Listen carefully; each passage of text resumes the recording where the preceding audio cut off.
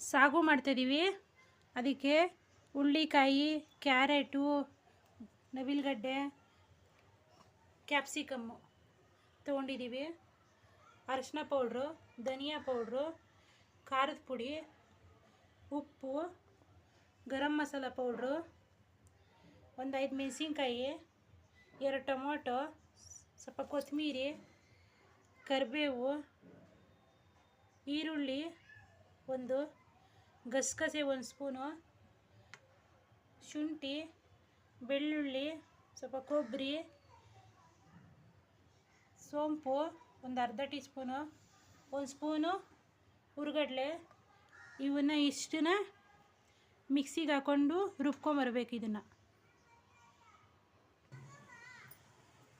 ನೋಡಿ. ಇವಾಗ ಒಂದು ಸ್ವಲ್ಪ ಕುಕ್ಕರಲ್ಲಿ ಎಣ್ಣೆ ಹಾಕ್ಕೊಬೇಕು.